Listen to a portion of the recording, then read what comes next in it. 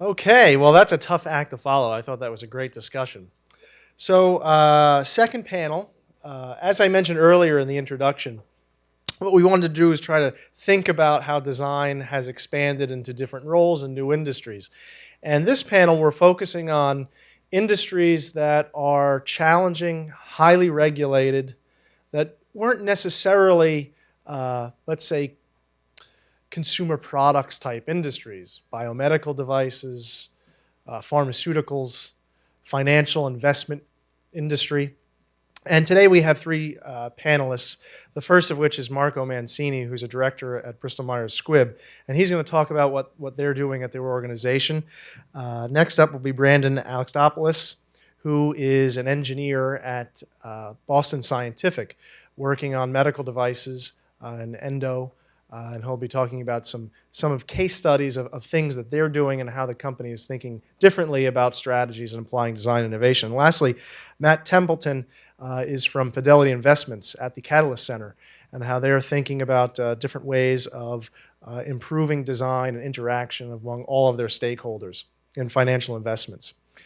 So, and one of the things to think about, I think this panel is somewhat unique, is that these are challenging industries. And you think about, let's say, pharmaceutical development. You could be talking about a decade or more in development for an asset, costing upwards of or over $1 billion in investment.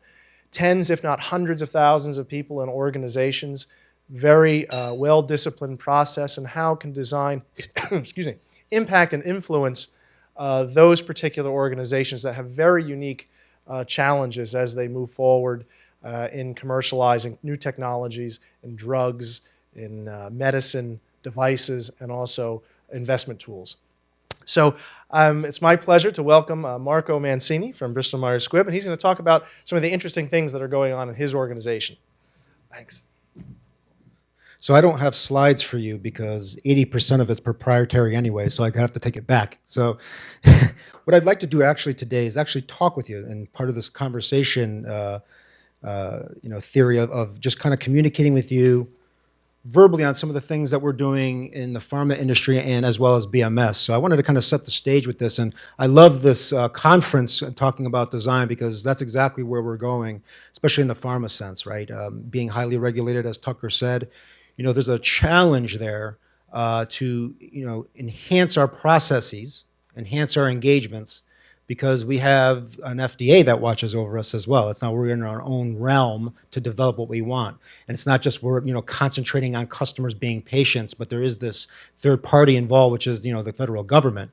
And not just here in the US, but around the world as we launch global products. So it's very complex and it's very challenging. So I would almost challenge, if you allow me, to reverse this design logo here to say more it's the challenge and then the impact, right? What are the challenges and what can the design impact have on those challenges? So, when we look at design, and especially in a pharmaceutical industry, we tend to concentrate more on the product.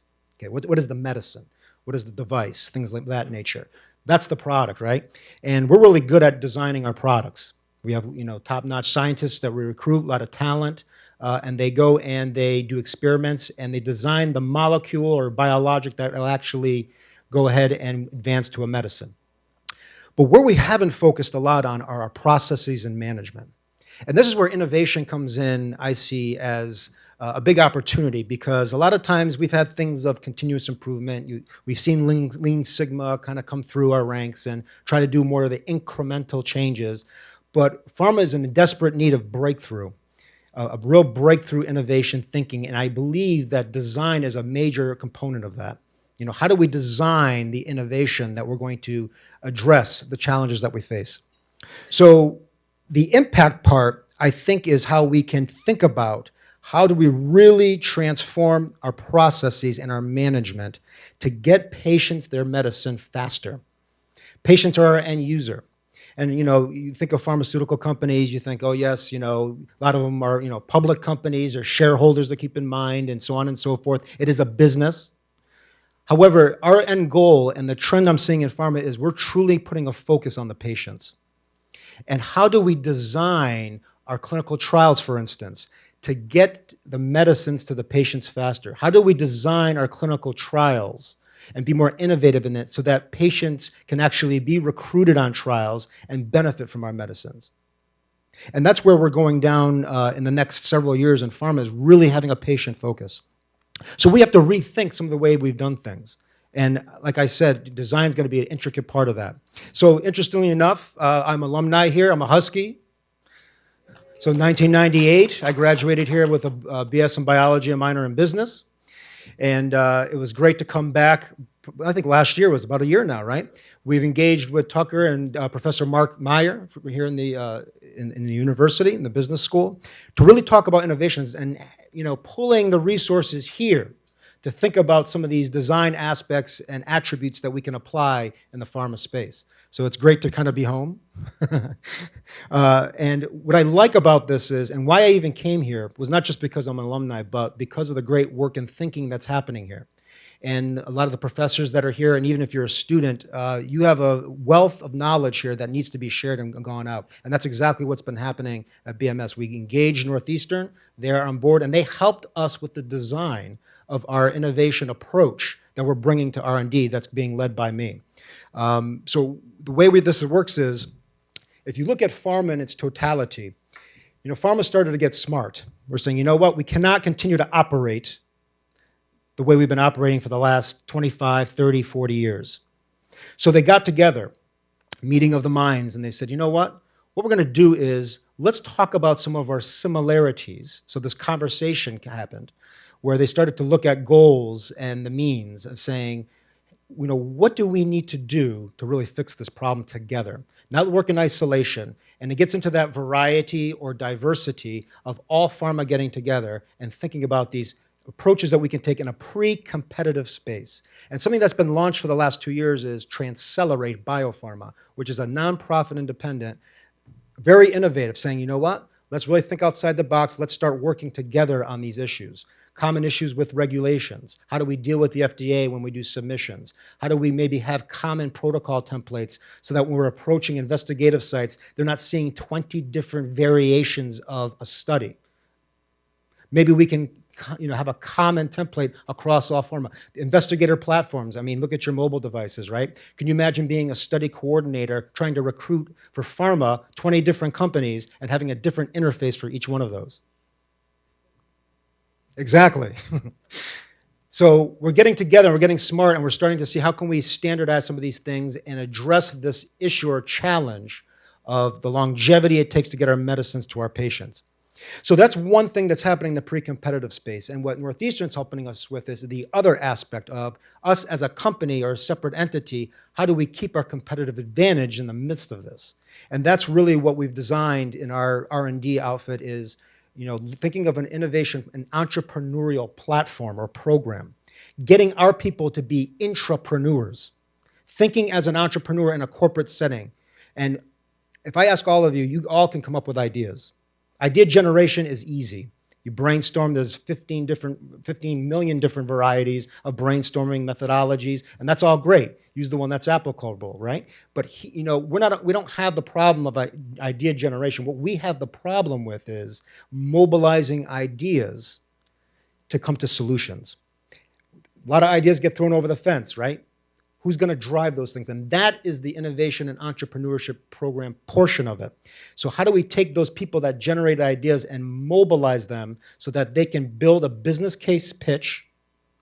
And how do we apply that so that people will listen? And we created an internal venture corporate forum where they can actually present their ideas and actually get funded for those little ideas as seed money to drive those solutions to pass. So we have something in the pre-competitive space that we're doing in broad pharma. And then what you're seeing in pharmas are the individual corporate initiatives that are happening in programs, of which BMS is participating with Northeastern to drive the design of this platform that's really driven on innovation and entrepreneurship. And, we're in a pilot phase now, and it's working very well. It's being so well received that we started at one level within global development, and it's actually been raised to the R&D level. The environment out there, they're hungry for this stuff. And how do we, as designers, think of how we can package these up so it can be palatable to corporations and other settings so that they can use it and advance their goals and means. So I want to encourage you to ask us questions. We have our other colleagues that are going to come up and present. But that's a little bit about what's happening in the pharma industry, specifically in BMS, and what my role is to drive some of this thinking, design, and application in the pharma industry. Thank you.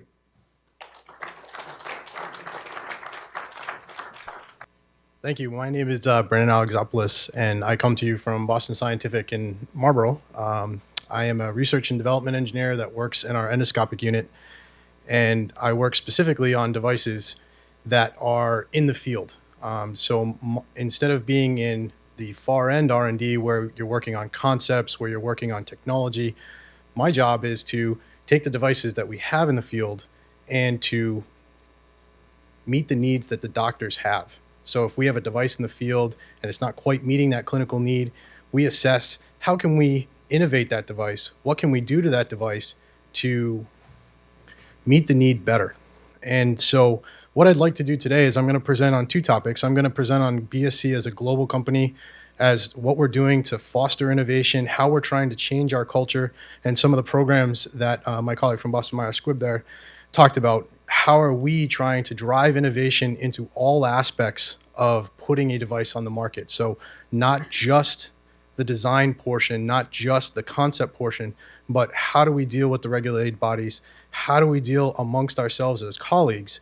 And how do we take that information up front in the design process and ultimately shrink our timeline in order to get that product out to the doctor faster? So I'm going to take just a couple minutes to talk about the company. And then what I'd like to do is present a case study of my project from last year, which I think is a great case study to show just how iterative design and how speed can be achieved through that iterative design, and also to achieve what the physician is looking for in the final device. So quick legal disclaimer. I don't express the opinions of Boston Scientific. I'm expressing my own opinions. About a year ago, our executive committee did a pulse survey of what does the corporation feel the innovative environment is like. I'm not going to go through all of these, but what came out of that was they had a vision of where they'd like to go. And so from that vision of where they'd like to go, it has shaped how they have changed the campus and how they are trying to change the culture at BSC every day. We have a brand new CEO, for those of you who follow the medical device field, and he is actually driving that down through every part of the division, not only through R&D. As you can see, one of the feedbacks was innovation is the job of R&D. Well, that's not his philosophy. And so he's trying to change the culture from within. And to do that, wrong direction, sorry. I'm new at this, so bear with me. Through that, these were the things that he felt were most important. He wanted to provide the resources, he wanted to provide the leadership, and then through that, we'd see innovation in our own roles. And this is every role in the company, from the engineer all the way through the regulator, all the way through the salesperson who's supporting the final device. And from that, you get innovative products. And so here are all the products in just our endoscopic suite, which are the ones that I'm most familiar with. And so from a corporate level, to provide the resourcing, he started the Imagine If Fund, which is very similar to what was just described at Bristol Myers Squibb. Anybody in the company can submit an idea. Last year, there were 316 ideas that were submitted. Of that, 13 were funded. And from there, they have developed into actual programs which are going to be coming to the market in coming years. And so everybody in the company feels empowered that if they'd like to, they can step outside their role. If they see something that can really be changed, they have the ability to do that, and there's a forum for them to be able to do that. We use a technology called Fusion. I know it's out there, but we're using it more and more today. And what we're doing is we're a global company. We have facilities all over the place. So when I am leading my technical team, I may be using somebody in Maple Grove. I may be using somebody in Ireland. Fusion allows me to look over our database of all of our employees and see who has that capability, who has that expertise. It's a phenomenal tool for finding that right person, because a lot of design is not about what you know, it's about who you know that can help you solve the problem, or better yet, who can help you define the question so that your design is better because you know the question that you're trying to answer, or it's more refined. And so we also have our Global Technology Forum. And what we do is we highlight in a similar conference to this style, really innovative technology, groundbreaking technology, new ideas. 4 times a year at all the different campuses, we bring together all of the thought leaders, and they are able to make presentations. There's panel discussions, and this is all internal to the company. It's fantastic because you can go, and even if you're not in that division, or even if you're not in that role, you can hear about what's going on. And if you have an idea within that space, or you think you can help that team, this is a way of communicating and collaborating, some sort of that open collaboration that has been talked about a lot in industry these days. Our management is really trying to drive that open collaboration. They're really trying to say, work with the teams. Even if you're not part of that team, if you have a real passion or you have a real good idea to help that team, work with that team. And so at the bottom, we always try and show what the impact is. So we try and let people understand this is what you're doing. This is who you're helping. This is your end customer. So to provide leadership, what they're doing is they're redesigning the spaces. All our building in Marlborough has been completely redesigned. Tucker's had the opportunity to come and see our building. All of our spaces are designed such that it's fostering that collaboration, fostering that open feedback. And so we have what's called the Marlborough Collaboratorium, which is a space that's permanent in the building that has all of the resources that the team may need to hold a large-scale meeting, a small-scale meeting. They have AV, it's all set up. The team doesn't have to worry about that. They can come to that collaboratorium, they can generate their ideas, they can sit down and they can review, they can have SMEs come in, subject matter experts to talk through those different ideas. It's really a fascinating change to the way of the normal book a conference room, go to the conference room, try and collect all your resources. It really has helped to save an awful lot of time. The other thing that the organization has done is they've created what's called the Innovation Challenge. And so what they do is they bring in marketing representatives, they bring in different folks from outside the company to say, this is an unmet need. And the entire organization is open to this challenge. And so you can have 40 or 50 people in the room, they review this unmet need, and then they break away into these smaller teams and they come up with an idea. And they may brainstorm 10, 12 ideas, but their job is to come up with one idea and then bring it back to marketing and sell that idea. The great part about the Innovation Challenge is that the trophy is coveted right now amongst engineers, because if you win the Innovation Challenge, you actually get to work on that idea. And so you're able to pull away from your project that you're working on, and then you can bring that idea to fruition. We've had 5 innovation challenges, and 4 of the 5 are now funded projects. So it's really a fantastic initiative, and it's all driven down through our leadership. And then, innovation in my role, and I'm not going to go through all this, but the one that I'm going to really highlight, and I'm going to talk a little bit about it in my case study on the next slide, is challenging assumptions. I work within a regulated industry. I know my colleagues work within a regulated industry. So a lot of times you think you're going to be constrained. There's going to be things that you have to do in order to meet the FDA's requirements, or there's things you have to do in order to meet a registry in Japan or what have you. But if you really understand the intent, then the opportunity to meet that is wide open. And that's one of the things that we're trying to get the design teams and the technical teams to really understand, is that the way things were done might not be the only way to do it. And so we're really trying to open people's eyes, and through all of these initiatives, that's really what we're trying to do, is open people's eyes to say, you may have a better way to do it. Just because it's the way it's been done before doesn't mean that that's the way it needs to be done, as long as you're meeting the requirement and as long as you understand the requirement. And so having that collaboration and having the folks on the team, the right folks on the team, to have that great conversation that was talked about before, really to understand the questions you're trying to answer, really kind of helps move that design team forward much, much faster. And so to that point, I'm sorry for the words, but I wanted to try and get as much information onto the one slide. I'm going to talk a lot about what's up there. About 18 months ago, I was presented a problem, and my marketing person came up to me and he said, the physicians are telling me they just don't like the device. And I said, well, that's great. I don't really know what that means.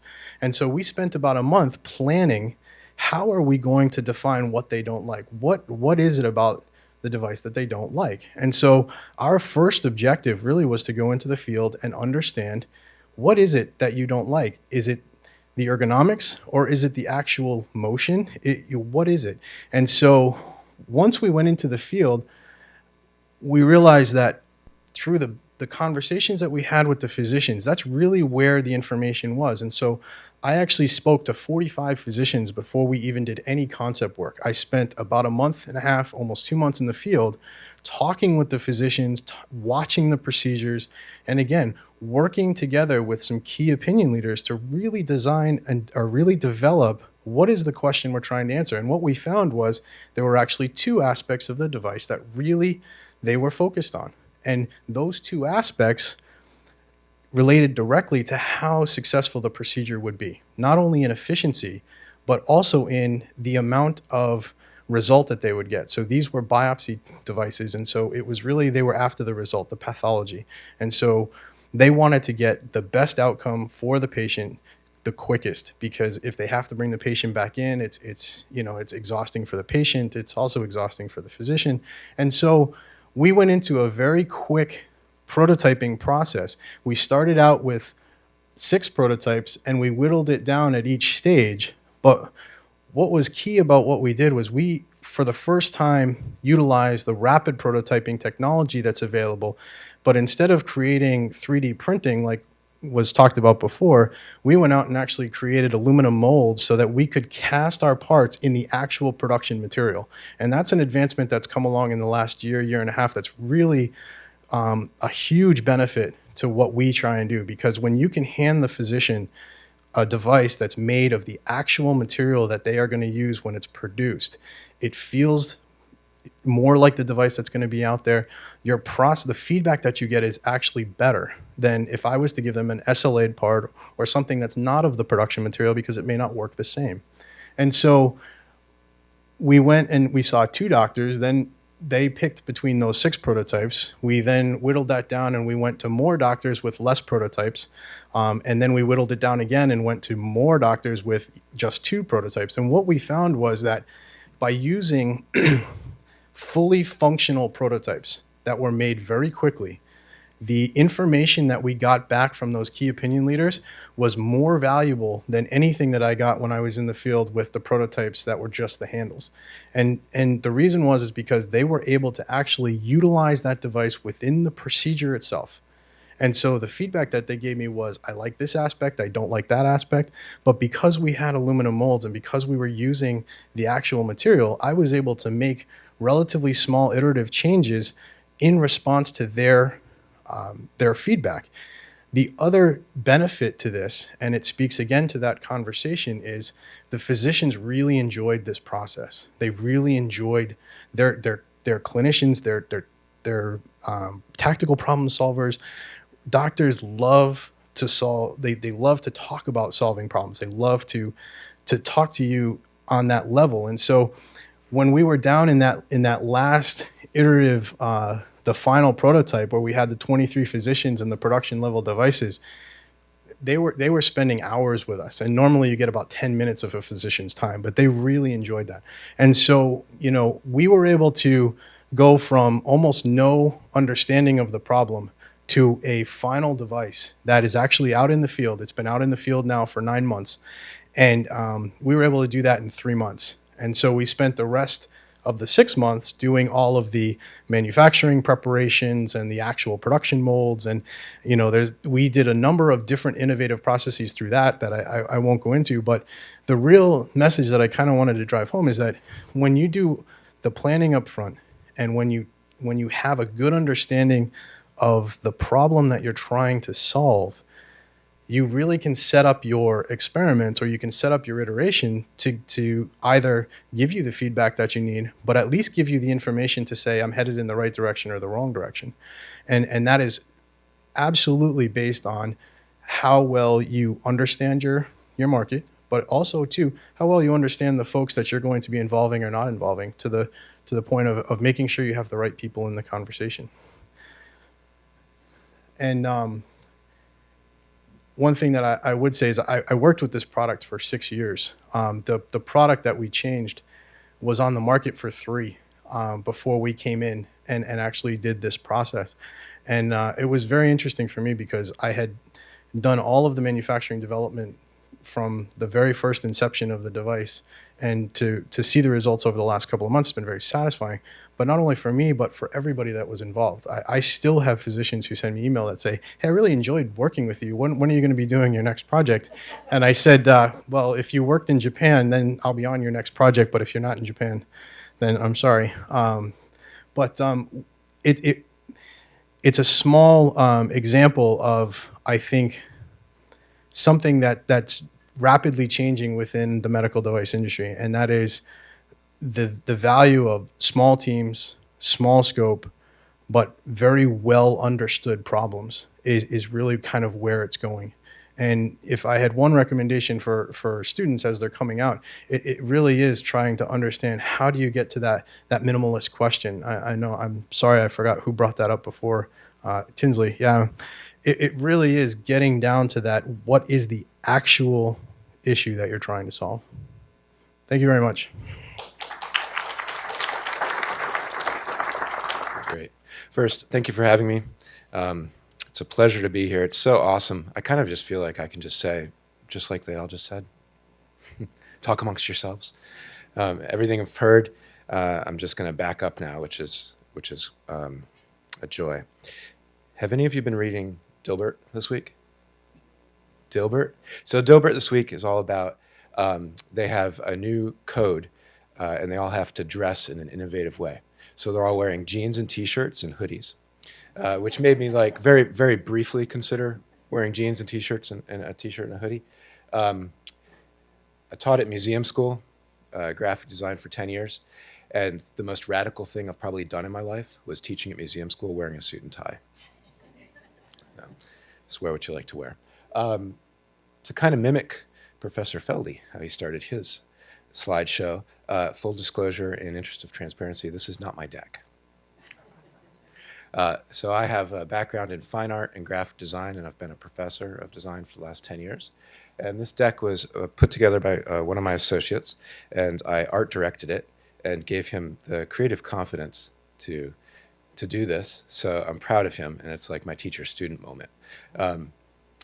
But this is going to be a theme that I talk about throughout this brief presentation, is Fidelity's strategy on innovation really all ties back to creative confidence. So, you know, there's no magic wand, and designers aren't special. I'm a designer. Like, anybody can design, anybody can draw. I can teach any of you to do that. And it's just kind of demystifying this process. And I love how it gets into semantics, and I love how we're touching on that today. I'm surprised at how often I pull out Stuart Chase's Triangle of Truth, and I'm talking about reference, and symbol, and I'm showing that in Legos. And, you know, that leads to a new product or service. It's awesome. So today I'm going to go through the toolkit that Fidelity uses for innovation. There is a black building next to South Station, 245 Summer Street. And for 10 years, I walked by that black building, going to whatever school I was teaching at and returning to my studio in Fort Point. And I didn't know what was going on in that black building. And that black building's Fidelity now. It's the headquarters of Fidelity. I taught a design thinking course through Harvard, and shortly after that, I got called into the black building, and I got to see what was going on. I got to see behind the curtain, and I was blown away. So I'm not going to read what's on this slide, but this is what you probably know and think of as Fidelity.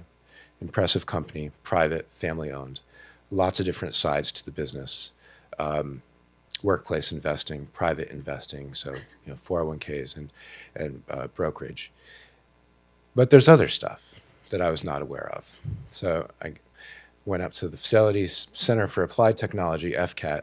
Our external name is Fidelity Labs. I'm part of Fidelity Labs. And to mimic what you were talking about, space, it's a beautifully designed space. All the toys, 3D printers, the telepresence robots, a huge usability lab, design thinking labs, so everything on wheels, Post-its, open collaboration spaces, what you'd think of, but not what I would think of as Fidelity. using. So I was really shocked. But in fact, I was also surprised at how innovative the company has always been. There were a couple of Fidelity firsts here. A first for a website, a first for a homepage, a first to use the phone to do deals, right? It goes back a ways. And that innovation is just carried on, and it's been enabled. And it's mostly the chairman. So the chairman's like a Walt Disney type figure, very innovative, always thinking about how to make the experience better for the customers. I was completely unaware of that. Also, there's Devonshire Investments, which is a whole other arm to the business. For instance, there's a tomato farm in Maine, and most of the tomatoes you purchase in this region come from that tomato farm. This is one of the chairman's babies. And there's a lot of different instances like that, which do kind of tie back to the business. You can see the logical thread, but it's just very innovative and very enabled. So we're very fortunate in Fidelity Labs. All right, what's wrong with this picture? We're all ready to go, right? We're all tooled up. We're all geared up. We got design thinking. We got Lean Sigma. We got our Kanban. We got our Post-its. We got our Sharpies. What more do we need, right? And I think that's a battle I really enjoy fighting on a daily basis, right? Okay, you're the design thinker, Matt. Come on in, wave your wand, right? And solve the problem.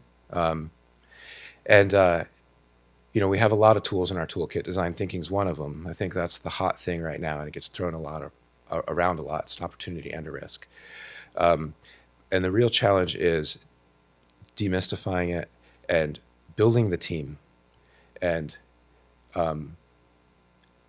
solving the language of the team and realizing that others have toolkits from different levels and different areas of the business, and it's sharing and comparing and contrasting and learning from each other, and all getting on the same page and learning which tool is appropriate for which problem, right? So the first thing is the how might we statement. I'm backing up everything we've heard from all these other panelists. So we're lucky we have a lot of different models. We have a similar model with idea management. We also have incubators, and we have sessions, and we have a training arm. So we have a lot of different tools, and we're applying those toolkits in a lot of different ways. And we're very enabled to do that because the company's always been innovative. And so this is seen as, creating a better customer experience. So we have that privilege. We also have traditional customer research. So I sit right next to these two really cool usability labs, which always whenever I tour people around, I'm usually touring around designers or academics, and people love those labs because they look very impressive. And, on our team in Fidelity Labs, we have scientists, we have behavioral economists, we have designers, we have people from academia. But we also have desirability labs, and that's what I'm really excited about. And we do a lot of work with the customers, like we've been hearing from other panelists, bringing customers in to show them ideas before they've even been, they've been thought about for like 5 minutes, and turning it into a co-design session. So having the customers on the team is really important as well. And we have all these different tools, and this is funny because there's a list in it, that implies a hierarchy. And when you see this process a lot, it's like a circle, for the design thinking or for other things, or for Lean, the build, measure, learn. And they all play with each other. And I think when we show it in a format like this, or when we show it in a linear format, that puts an idea in our mind, which is false. So we have all these tools in our toolkit, and if we can all I think the biggest challenge I face is coming upon an agreed language that we're using and an agreed basis of understanding and forming that how might we statement. So we're refining the problem and then running through these different processes. So like right now, for instance, I'm on an incubator. We're in build, measure, learn. And as soon as we do that with our first user testing party on Monday, we're going to go right back into need finding. We expect to be blown out of the water on Monday. So it's not like one of these things works in isolation, but it does enable us to work in different ways. So I'm going to detail a few different offerings, a few different tools, and how we use them. There are two sides to our house. And they're very related. So there's a teaching side, and then there's a doing side. And on the doing side, it was the toolkits I just showed. So it is the incubators, it is the idea management system. And on the other side, we'll go in and we'll show people how to use design thinking or how to use lean. And then they'll be enabled to use that on their jobs, and we'll support that. But it's kind of radical. Why would Fidelity hire someone with a fine art graphic design background who's a professor? A couple people from Stanford from the D School, a couple people from Rotman, someone from IDEO, product designers, service designers. And these are people who are embedded. When I started a year and a half ago, the team was 6. We've now gone to 12. Fidelity was with the D School, and we have a deep relationship with the D School right from the beginning when they were in the trailer. So we've grown very far, very fast. And there's all these other things that are going on in the organization too, and people using these tools. So it really gets down to culture. We're really changing the way people think and the way people work. That's very challenging. But you can think about it in a really simple way. It's really just about the strategy, which is basically creative confidence, giving people creative confidence, the tools that you're using, learning how to use those tools, and getting the right people on the team. And that team includes customers, I think, to be successful, earlier than later, right? And then you can really change the culture. And something that's tricky here, it's a risk and an opportunity, is Fidelity is a very successful company and has a very successful engine. And we don't want to break that engine. We want to enhance that engine so it's better for our customers and better for us. So it brings delight to the customers and delight to us, to our process. So it's a tricky line, but it's an energy I've been able to tap into, which is great. So we have the folks on my team, but when I'm talking about the folks on this engine, these are rules-based type of people. They're math people, they're math and science people. They're people who have been told that they are not good at being creative. And it's fascinating to unlock that. So I didn't realize, as a professor, that I'd been preaching to the choir until I started at Fidelity. I've been a design consultant before. I dropped in and waved my wand and told people what I thought and dropped out. And, it wasn't implemented because no one was embedded and no one was given the permission to do it or the funding to do it. But now, to be able to talk to someone who's not the choir and to unleash, to give them that spark of creative confidence, and they say, oh, right, I didn't do this until, since I was in high school, and that teacher told me that, I wasn't good at thinking like this. And then they can connect all the dots and connect their tools and their frameworks to the tools and frameworks that we're talking about. It's delightful, which is great, and makes it better for the end user. So it's an uphill climb, reference the symbol there, but and it's not easy, but it's kind of funny. It's an innovative culture, which has always been innovative. At the same time, we have this engine, which, isn't always that innovative and doesn't always need to be. So that's something that's interesting to consider. I'm going to give you 3 quick use cases. This, for idea management, this is just a voting process, so anybody can submit. It's online, and then if you get enough votes, you get it, and you get funding, and you get to get taken off your project. You get to do it. So Firewire is an example of that. So the how might we, wow, the customer experience from this particular segment. Wire transfers take a long time, numerous internal reviews, and someone came up with, through the system, I proposed this low-tech solution. It's so easy, and I love this about great design. When design's done right, this is what I always say to my students, the difference between design and fine art is when you do design right, you can save lives. When you do it wrong, you can hurt people. And often when you do it right, it's invisible.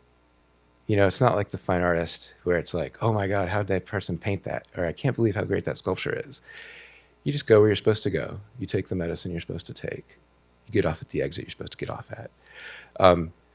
So often with these ideas that come up, it's like, that is so dumb, because it's like seems so obvious, you know. But once you implement that, it's so delightful and efficient and effective. It's pretty radical. So the idea for this was simply that whenever a firewire came through, everybody who's on the team dropped everything and took the call individually and dealt with it individually. So ops, risk, security, compliance, whenever just one person, deal with it. Boom, done. So the result was high value wire transfers that used to take hours only take 10 minutes. It's great for everybody. So simple though. Here's an example for design thinking, and this is the team I'm on, so design thinking is close to my heart. And here's when to use design thinking and when not to use design thinking. So you guys already know all this probably, so I'm not going to read it, but I think design thinking has a lot of most potential in the ambiguous problems. When there's a human factor in there, you know, there's something wicked and nasty and fabulous and human. There's a human element. So we've been talking about, you know, the different types of logic and the different types of, when you get into dealing with behavior, you know, that's where design thinking can really tap in and can be fascinating. So I ran a collaborative boot camp with some partners. The partners were from Citrix, ourselves, Fidelity, JetBlue, and Nordstrom, and the D School. And all these executive partners, they'd all been through the D School. So we're all speaking the same language. We're all doing the same types of things, using the same types of toolkits. Some of these organizations are very regulated, like our own, and some of them are not. And it was a shared problem. And it was about the family conversation and intergenerational finance. So this is a problem that Fidelity is looking at. It's a huge opportunity for us and a huge risk. And we ran a boot camp, 2-day boot camp, brought in associates from all these organizations, Fidelity problem. So what happened is we gained insights from these other organizations, quickly found out, my hunch was correct, that this was everybody's problem. But how would Nordstrom deal with this problem? How would JetBlue deal with this problem? Which I love, because they're all about the vehicle. How can we redesign the vehicle? I just love talking about vehicles and thinking about what vehicles does Fidelity have, or Nordstrom. And since this, now we all are in continued communication with each other, and we get to compare notes and compare and contrast. And I'm kidding. I've been kidding around. It's kind of like therapy for design thinkers. What's fascinating is that we're all enabled in very different ways. So we're lucky at Fidelity. We're very enabled to be innovative. We're very, it's set up that way. So right now we are running 8 incubators.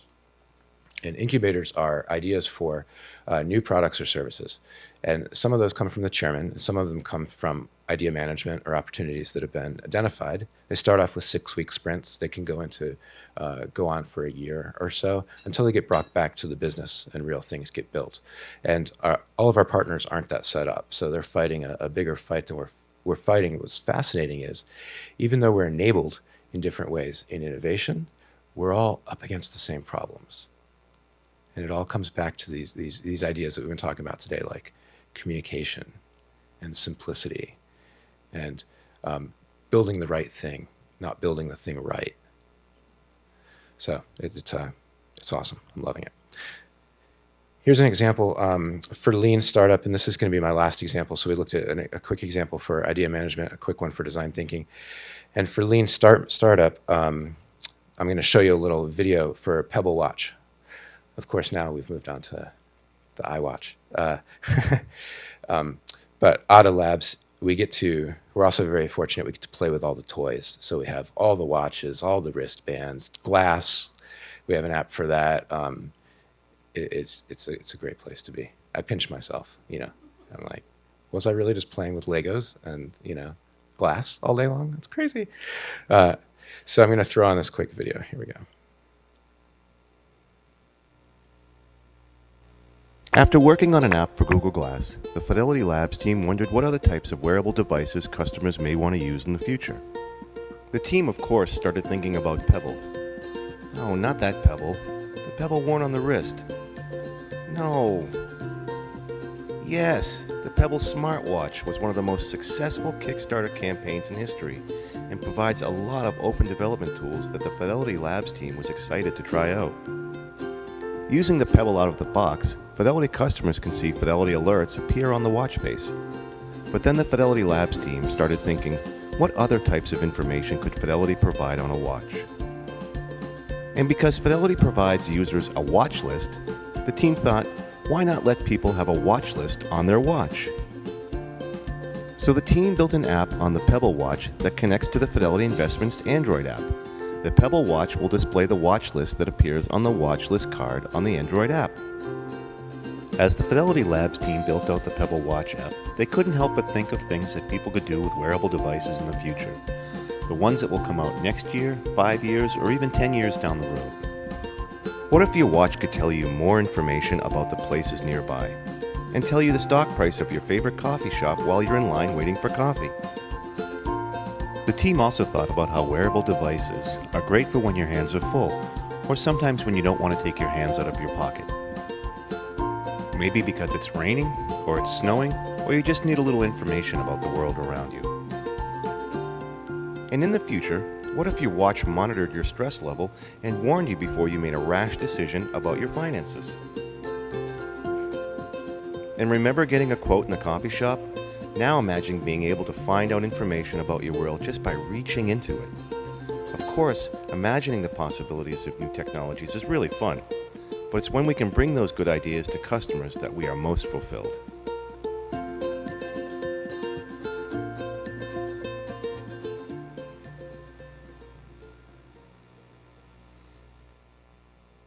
Great.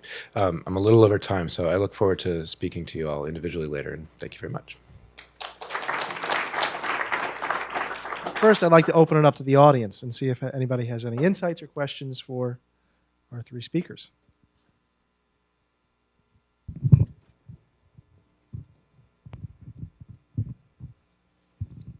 Brandon, I worked at Boston Scientific as an engineer, senior R&D engineer in the endoscopy area. While I was there, Boston Scientific was very aggressive in going after patents. Now, you talked about your collaboration. They're utilizing from the collaboration and focusing into the patents. Yes, yes, they are. Out of each of the collaboration sessions, especially with the Innovation Challenge, we see that the teams generate somewhere between 13 to 15 ideas, but then we also see that individuals will even generate ideas. And so we've been very successful at converting most of those ideas into patents. What we're working on now is how do we, in the open collaboration forum, how do we incorporate more feedback into some of those ideas to kind of help refine those ideas as we move through the patent process? And so that's something that the teams are working through now. But we do like to see the teams generate as many ideas as possible in those brainstorming sessions and move as many of them as we can over to some type of IP or patent.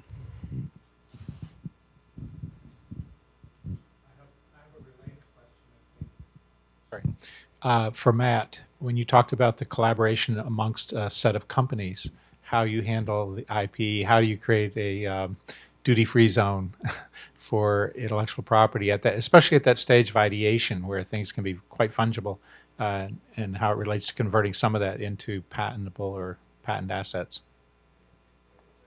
Question. Is that better? There we go. I love temperamental microphones. It's kind of like Siri, technology with an attitude. So part of Fidelity Labs, we have a patent program as well. And it's a great question. They were very skeptical of this collaboration when it first started. And we were lucky enough, I think it was because all the people from the separate companies had been to the D school. So they had embraced that philosophy of openness, like ideas should be open and should be free, and not worry about it. It comes from David Kelly. I'm not worried about my idea because tomorrow I'm going to have a better idea. So we were very lucky in that, and it was such a high level that it was a cocktail party. So really, real things can come out of it and get built, but over those 2 days, no one was really compromised.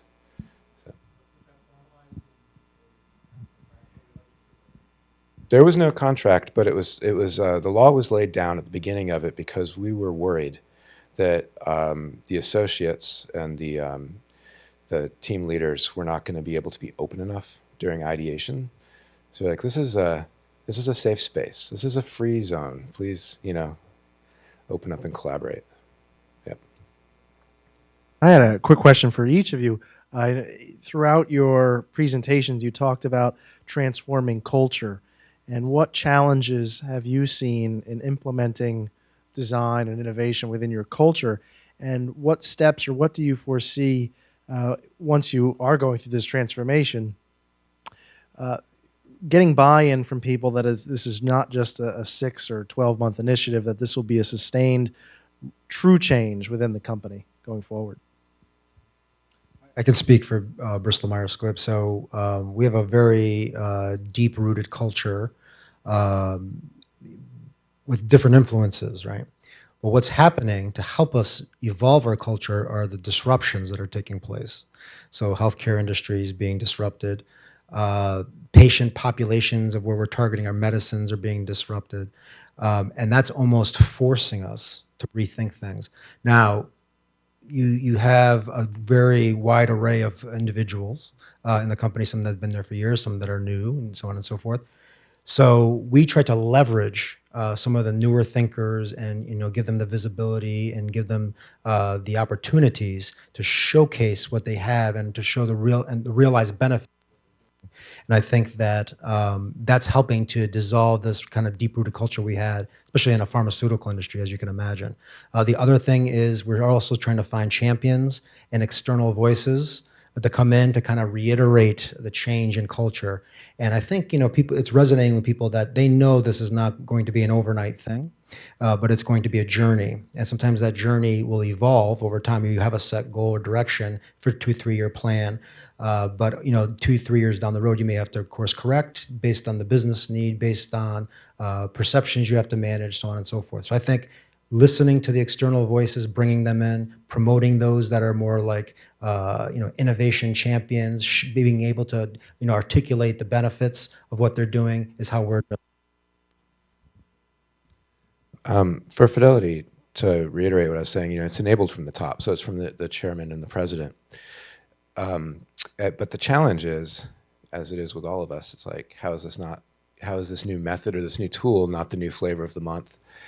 And the way that we are solving that is through iteration and through rapid prototyping. And if you just look at the math, right? So we're going to take a year or a year and a half and spend $1 million and build this thing, and then put it in front of a customer. Compared to we're going to spend a couple $1,000s and take 3 weeks and build something and put it in front of a customer, iterate, and then have it into development and have it out there 6 to 8 months. Like, it just makes more sense. So we're starting to have these case studies where that's happening. But back to the cultural side, it's really about the demystification and it's the lipstick on the pig. What is design really? Right? It's like, you're the designer now. You go make look pretty. And it's getting everybody on the team and everybody contributing from all levels and all areas and designing it together. And everybody's special, right? Or nobody is. So that's a challenge that we're all up against. And, having the partners and getting external voices in and being connected with like the D School and having people embedded, people from IDEO and Rotman and Stanford is helpful. But I won't make it. I hope I'm not making it sound like it's easy. It's an innovative company, but my team is very new as well. So it's been like 4 years. Yeah, I think for us, there's really two factors. Our new CEO has brought an awful lot of energy.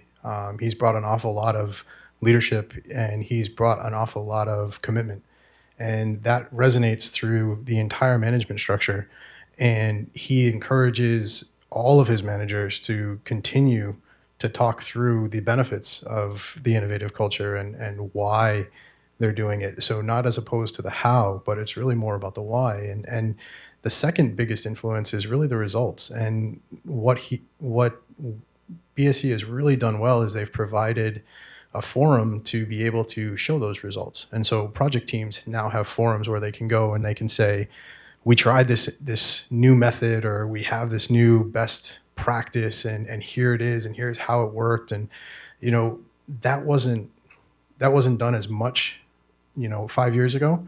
Now it's part of the design process. It's actually part of how we release products. We take the learnings from one project and we immediately bring it over to the next team. And so, you hear it from the top, but then you actually see it in the project teams themselves. And so it's reiterated in a number of different aspects in the company. And that helps to not only say this is a commitment from the company itself, but it also has tangible results that can be pointed to. Yeah, I guess I'm going to go back a little bit. And this question is for Marco. Well, first of all, I think it's great that the industry is actually going open in terms of open collaboration, in terms of advancing sciences and understanding diseases. And you had mentioned in terms of pre-competitive space, which I know is a new concept, and I think the industry is still trying to define exactly what that is. And so from BMS's point of view, where are you sort of defining that pre-competitive space, between basic research and where it starts infringing into the IP? And is that a universal definition with all the other pharmaceutical companies as well? Yeah, so I believe there's about 20 pharmaceutical companies in this consortium, Transcelerate, and the consortium. Thanks. The first task was to understand, what they want to go after together, right? So what is the pre-competitive? And when I say pre-competitive, these are standard things that we all deal with, and mainly is either site-facing, meaning clinical investigators, or regulatory-facing, meaning like FDA and other ministries of health around the world. So we've come up with a collective list of actual things that we want to go after collectively. So, for instance, I mentioned like this protocol template. So the IP or the actual product that we're trying to test and market remains proprietary, obviously, but the design of the template protocol that an investigator would read to conduct the study can be more standardized so that in their institution they can do multiple studies. There's not as much churn going from one study to another and to target their patient populations. There's another concept on risk-based monitoring. So we have site monitors that go to investigative sites and they say, is this patient real? So they do source data verifications, they check the boxes and do all these things. Very costly, but there was a lot of unnecessary process and application to that. So now they're trying to take more of a risk-based approach, pull in the FDA and say, hey, this is what we're thinking as pharma. How does this resonate with you? And pharma's all about it. They're partnering with us so that we don't have to go to the site as much to check boxes off, but we can do more data remote monitoring and things of that nature. So, I mean, that's the kind of the pre-competitive space that I've been talking about. It's actually homing in on specific things that we deal with in process, specifically in the clinical development space, so your clinical trial space.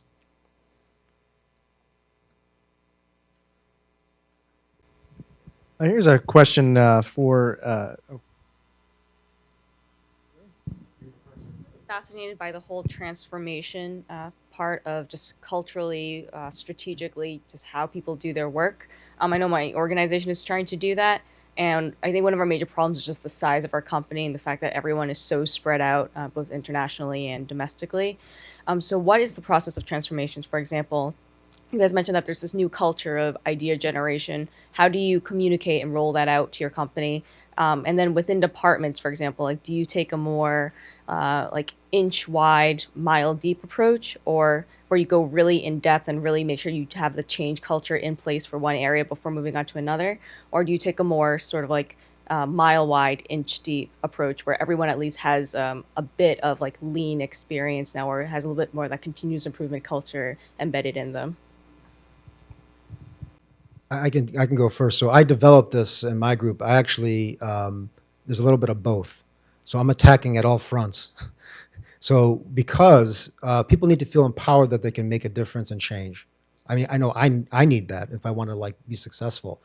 So I translated that into like a Lean Sigma program where you have more people that are lower level, people being given the opportunities to run Kaizen type projects, Lean Sigma projects that are more designed for small scope within their function, incremental change. So that kind of like starts to get the continuous improvement or transformation going from a grassroots effort as they're starting to change things from the ground up.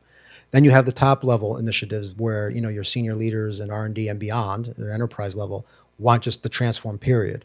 So there's other things that are in play. So for instance, just recently BMS, they assigned us as being transformation leaders in R&D. I actually have a new role. It's transformation and continuous improvement. And just by putting that on paper and pushing that out to the organization sends a signal that we are meaning business about really transforming our company, and we have resources to help bring that to pass. And then my job is to try to bring that down the organization to have everyone feel empowered that they can make a difference. So I mentioned about how we have people that have great ideas, but there's no mobilization. And that's why I'm trying to like educate them and say, you know what, you have a great idea, get the business case pitch. Here's an educational piece that'll help you do that and bring it up to like a forum that you can present and mobilize like greater ideas that go aligned with transformation efforts. But these are some of the things we're doing in BMS. Yeah, I would agree with what he says. It's a little bit of both. And what really it's all about is that empowerment to the employee. And so at the beginning, when they were trying to first change the culture, of course, they identified specific folks within specific organizations to try and foster some of the more global ideas. But what really has worked well in the project teams has been the project teams being able to spend time. And that's really what it's come down to for a lot of the idea generation. Is a lot of the engineers spend an awful lot of their day doing what they need to get their job done for that particular day, or a lot of the folks do whatever they need to get their job done for that day. But there is pieces of the day where they would like to sit back and think about other things. And so one of the things that really worked well as far as spreading that innovation culture throughout the different organizations and throughout the different roles is prioritizing time in your day to think about something else, to think about something that you would like to change. And one of the biggest things that they've done for us is if you're struggling with a particular methodology of how to get something done, don't just struggle with it, but spend time in that day to think about, is there something you could do to change how it's done? And then highlight that and bring that up. And then again, it comes back to the results and the commitment of when you bring up those ideas that there's actually something that happens. And so recently, we have a very arduous process with the FDA with the 510Ks. And recently I brought up that we have no connection to certain regulatory bodies. There's no direct connection. I always have to go through someone to get that information. But unfortunately, if I want to do planning, I need to understand what that timeline is. And so I highlighted the fact that there is a disconnect. And now my manager and the manager above him are all committed to try and close that gap to help our project team, because it wasn't just my project team, it was all project teams that were struggling with being connected to certain other roles in the organization. And so it really is about, taking the time and focusing on thinking about how to do something differently, but then also to having that commitment from the organization to act on those ideas. On the Fidelity side, I've been there a year and a half. So before that, the philosophy was go where the love is. And now we have more than enough love, more love than we can handle, which is a great thing. So we'll go deep and wide, but to back up what Brandon was saying, it's really about, like when you take a group of folks, and these are the folks who are the engine or the machine, who think that there's one right answer to a problem, and say, actually there's many ways, there's many right answers and there's many wrong answers. So, and you give them that creative confidence, it becomes delightful for them. And then people are getting that bug and catching that spark and then seeing real things made out of that.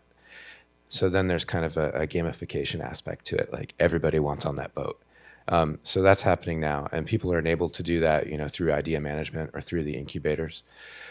Our biggest roadblock isn't IP. Our biggest roadblock is being able to test things out with customers because of regulations. So, and I think that's the where we've had the most success is just being able to get customers in more quickly for little low-res tests, which in no way could confuse or infringe on anything.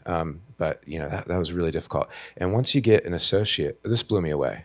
So when I first started there, running a session, sitting across the table from an associate, and it's like the person's just telling me all this great deep information on the customer, right? Knows the customer really, really well. I'm like, great. When's the last time you met a customer? I've never met a customer. How long have you been here? 20 years. It's like, okay, you know what? We're going to go look at a customer right now. And like once someone like that connects with a customer on a human level, there's just so much energy and there's really interesting things being created, and they're part of the creative process. So that's it from my side. So I have a question. Brandon, this is really for everybody, but I was really intrigued by your comment about the rapid prototyping and how you actually use fully functional prototypes with the material that will actually be used in the device, which is not what we typically hear when people talk about rapid prototyping, that it's it's plastic, or it might be wood, or it's some other kind of material. It's not fully functional. So I'm wondering, is this unique, do you think, to pharma? Or are there other industries that might do this? And I know with Fidelity, obviously we're talking about services, so you don't have these physical prototypes, but you have your website and you have things there. So I'm just interested about the different perspectives about this rapid prototyping notion, because that was just something that kind of caught my attention. Sure. No, I think it's something that is a huge benefit, and a lot of industries, not just medical device, are moving towards it, because one of the great aspects of it is a production mold for a production component can cost anywhere from $50,000 to $150,000, can take 22 weeks to produce.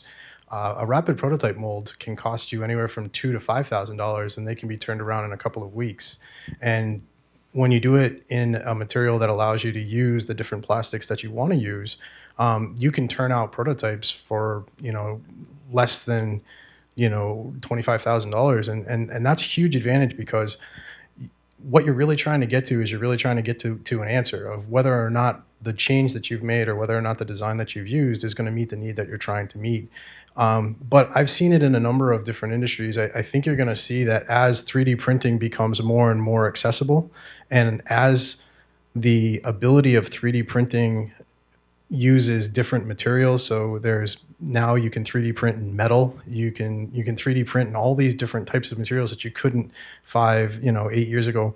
That you're going to see more and more of this functional prototyping being done, because it does allow for a better analysis. It allows for, you're going to have better articulation. You're going to have better representation of what your final product is going to be. So I know that in most of the project teams that I work with now, they are moving more towards these prototypes, and we're actually moving more towards these for even pilot production. So where we come out with something that may only last a couple of months just to get even more data. So it definitely, as the technology improves, there will be folks who will use it in the ways that they'll take advantage of it. From a pharma's perspective, I'm not sure what kind of products that you're talking about, but it may be non-invasive. So, there's a huge difference with medicines and devices, because, I can come to you and say, hey, I can rapidly prototype this new molecule that was off the shelf from the lab yesterday. It killed 2 rats already, but how about taking it? You'll be like, no. So the rapid prototype from an IP perspective in pharma is much different. However, what we're trying to do is prototype rapid deployments of services and applications to support the medicine in the registrational process. So getting it through faster. So not like, even with patients, like, piloting apps that they can be more compliant on their medicine, and then, understand that relationship with their investigators, and getting the data faster back from the investigative sites, so that we can put the registrational package together faster. So those are the types of things we're prototyping in this fashion, rather than the actual IP. And I think that's a great advertisement for the third panel is the ability for us to get very real very quickly and how that's changing how we impact with lead users and in business development and that feeding directly back into features and changes within process, but also physical products. I think one thing, if I may, just to follow on to that is selecting a design is now much more than just the form and function like we were talking about. It is more the business model. It is more how are you going to put it into the field? How is it going to be marketed? You know, what is the end user? What is the end customer? And when you have that information on much more production worthy prototypes, you're going to get to that information faster. You may kill a project much quicker and spend less money. Or you may find out that you have an added benefit that you weren't seeing as part of your original concept design. So the faster you can get to a better representation of what your final device is going to be, it actually is more advantageous for the business, almost more than for the project team.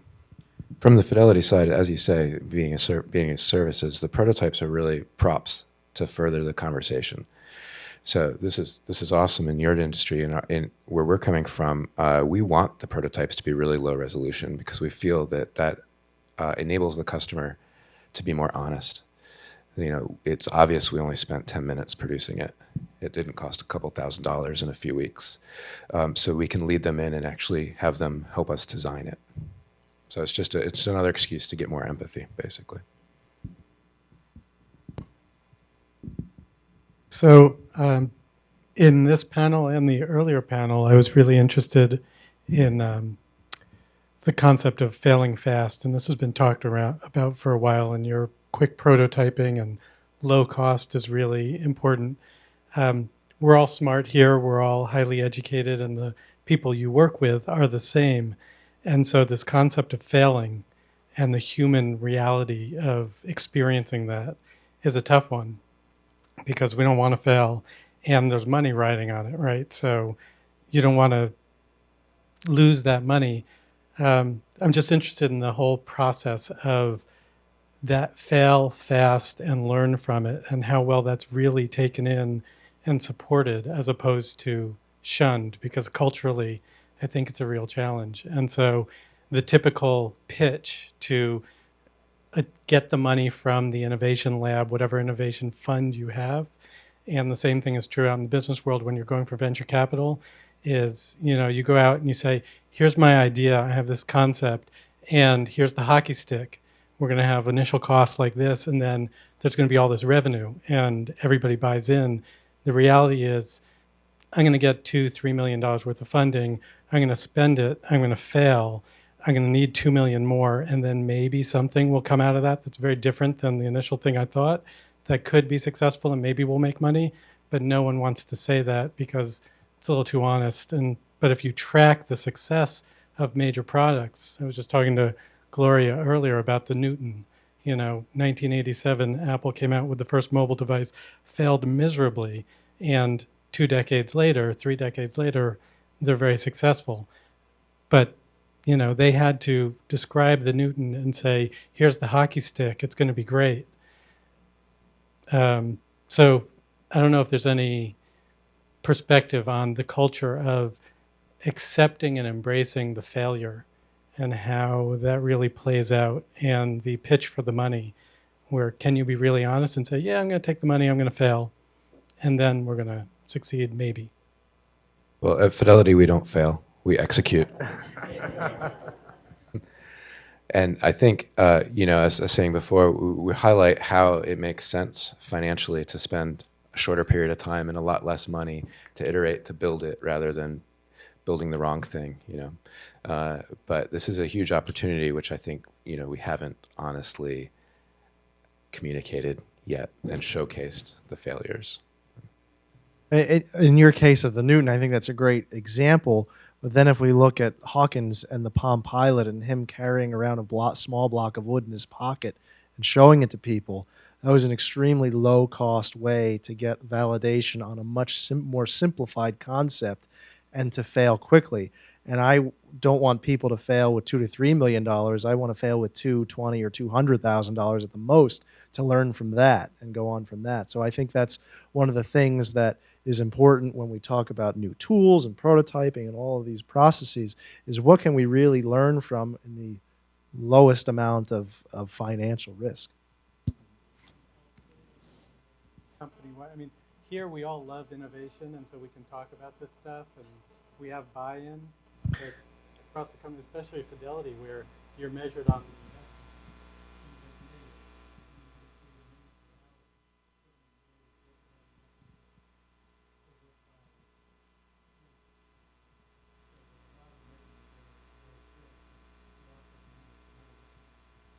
We during the process of putting out a particular product, there's many different touch points, and so I think one thing that's really good about the culture that we have, speaking specifically about our corporation, is that it's well understood that at any one of those particular touch points, a different decision can get made, and we try and have the engineers feel as though they've done their best work, and that it's not for the fact that it's not their work that decision is being made. But to Tucker's point, we try and have those touch points at different places where it makes sense so that you are spending the least amount of money and you're making the best decision possible. You know, sometimes you do get all the way along and something happens, and in those specific cases, you know, I think what is done is that those engineers are moved on to another team, and there are review panels that say, well, what can we learn from that? You know, where did we miss during those touch points that we should have seen, where we were not making the correct correction, or we weren't guiding the team in the way that we need to. And so it's an open environment. There's a lot of communication, and the teams themselves are very open, and it's not a punitive environment, I guess is the best way to put it. And so we do spend a lot of time talking through those lessons learned, and that kind of helps soften a little bit of, you know, if a project is to get, you know, killed at a particular point. Yeah, in pharma, I mean, there's two sides to this. There's the actual medicine part, where I am seeing a new trend of pulling things off when it gets into like phase 1, phase 2, and there's not a real good efficacious outlook. Like instead of like trying to drive it and make things happen that may not, they're just discontinuing the product. And that's not just a BMS thing, that's a pharma industry thing. I'm also starting to see this trend where people are starting to remove applications from registrational submissions because the competitors are out there. So if a competitor beats you to a market in a certain area, they may not want to continue to invest and say, you know what, we failed, and well, we're going to fail fast, let's pull out right now, which has not been the behavior of the past. They would try to like push the envelope, try to gain something back financially, and then move on. But what's happening is people are starting to like realize this failure fast mode from an IP perspective. Now I also apply the lens on like more process stuff. Like, you know, if you have an idea to like get an app out, or you have an idea to simplify something with internally, that concept of failing fast is applying there as well. Historically, it was interesting. We'd have products that may not go through the pipeline because of efficacy, but then you would have these processes changes that would get dinged if you didn't perform on it. And then they're like, you know, pulling their hair out trying to make this process change work. And it's like, well, wait a second. If we're able to pull out from an IP perspective, why can't we pull out from a process perspective? So that's starting to resonate more, and I'm seeing that soften, especially in BMS, but as well as my colleagues in other parts of pharma. They're really starting to embrace that failure fast concept. I mean, there's other ways you can deal with this. There's a professor in FIT who teaches entrepreneurship, and he recommends having a failure party. Yeah, and he's serious. He's dead serious. He's like, you know what? Everybody worked hard. Everybody did this, and you know what? We're having a party because you still had the same amount of effort as if this thing was going to go, but it just didn't happen to work out. And it showcases the fact that it's okay to fail as long as we learn from it and go from there. I just want to yes end that. I mean, so we don't, it's not punitive. It's not a punitive environment. People are enabled to run experiments and fail. but those aren't showcased. I was lucky enough to visit Intuit in the spring, and you walk through the main building and you go down this hall, and there's big, larger than life-size posters of people that have, run new ideas and brought them to market quickly, and they've won like the idea management campaign or the incubator. I mean, I would love to have a hallway of failure. And you walk through, these are all the people that have tried stuff out and fell flat, and you walk by that every day. That would be awesome. Part of our collaboratory that we have successful devices and we also have failed devices. So there's learning that can be had from each. Sometimes you learn more from failing than you do from succeeding, and it helps you in other products. So I do see that cultural shift. I don't think, especially with the young engineers that are coming out now, there really isn't that fear, and it may be that they're new, but it also, I think, is just, there isn't that same stigma with failing, because we've seen Apple, we've seen, large industry leaders, come out and kind of fall flat. So I think that's there, and it's starting to change, and it will change slowly, and it'll continue to change as we move along. Just a comment on the failing fast, since you referred to the previous panel. I think another way to look at that is to celebrate the learning that occurred from the failing, not so much as pointing to the failure itself, but that is actually the mechanism that created the learning, which you can now celebrate. And I think the other aspect of that is the risk that you managed. In other words, if you look at the risk, design is kind of a risk management mechanism as well. If you had taken that product forward in its form, what kind of disaster would that have been? What are the billions of dollars that you avoided having a catastrophe with? So there's another side of it. All right, so I have a question that sort of harkens back to the rapid prototyping comment from before. And I guess this is actually a question for all of you. So I know in a lot of the work that I do, I call it rapid prototyping, but it's actually rapid manufacturing for the scale at which I work. And I can see that from your really exciting example of using not production molds and actual materials, that seems to be something that might start influencing your industries too, and become sort of a totally, start having manufacturing on a totally different scale. So that, people higher up in the organization have a much closer relationship to the actual creation of, objects or medicines or processes. And I was just wondering if you guys had any thoughts on how that might affect the future structures of your industries. From a manufacturing point of view, there's different ways that, we're exploring things, especially when you start dealing with the way the product is handled. So for instance, a capsule is a powder, especially like pediatrics. So, you can do rapid manufacturing on like maybe a powder formulation that has flavoring in it, because the last thing you want to do is give kids things that taste like chalk, right? You want to give them something that they'll be compliant with, and that way the medicine can work. So there's rapid things that they're doing in the manufacturing play to kind of deal with that. So I do see that, and it resonates in our field. How do you quickly mobilize it and try it out, and maybe have a placebo effect to it, and just kind of see how the usage would be, an uptick of it. And then once the medicine's fully developed, then you scale it up in that point, and you can launch. We definitely see an advantage when one of the most difficult processes that we have is taking a particular device from concept and design through to actual full production manufacturing. And so what we're finding is that, if we're utilizing better manufacturing processes to develop the device, that translates directly to better manufacturing processes for the full scale device.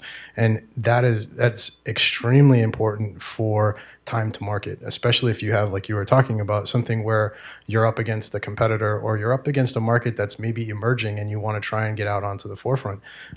The better overall package that you can hand to your manufacturing facility, the quicker they are going to adapt it, the fewer issues they're going to have with scaling it up.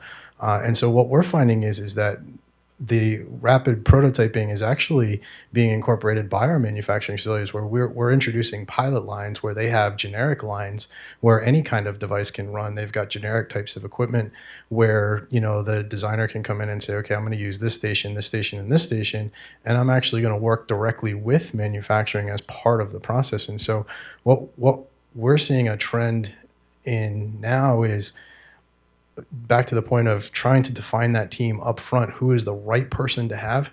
One of the key components now is a process development engineer who's working with the designer to say, well, if you put those two materials together, that's going to be very difficult for me long term. I'm not going to be able to make 1,000 of those. You might be able to make 100, but I can't make 1,000. And so we're seeing an awful lot of cost savings as well as time savings in wrapping manufacturing in and then helping them along through that prototyping process. So yeah, there's absolute benefit there. So the core of our business is service. So it doesn't directly apply, but we do have arms and legs in other industries you might not think we do, and things in the works where there is actual product or actual space which is being considered. So then I would yes and exactly what both these guys are saying. But to go back to that team and that conversation which happens, it really is about having like the people that really need to build it there at the table, and the people that think they have an idea, and just getting everybody contributing at the same time. And you know, that's what's really exciting for me, and it's beyond the material conversation. But a funny side note on material conversation, for this boot camp, we had to build out the space because it was an awful space. It was like a typical conference kind of space. So I was like, okay, we're just going to bring in 8x4 sheets of foam core, 1/4-inch foam core. Foam core, what's that? Like, really? And now foam core is like everybody's favorite material. And there was a lot of reluctance, you know, like, can we actually understand? So there's a project which is space specific. It needed an interior solution. You needed to test with customers. It's like, can we actually get a high enough resolution to understand with customers, bringing a foam core mock-up? And we were able to reference Nordstrom, who has a whole foam core store layout test facility in a warehouse as a case study. So it's like, yes, in fact, you can, and they have, and they've been doing it for this many years, and it's this efficient and effective. So, yeah, fascinating. All right. Well, we're going to break for lunch. Around 1 o'clock, we're going to have an introduction from one of the deans here at Northeastern, and then Lee Moreau will talk around 1:15 or so. So, thank you. Great job.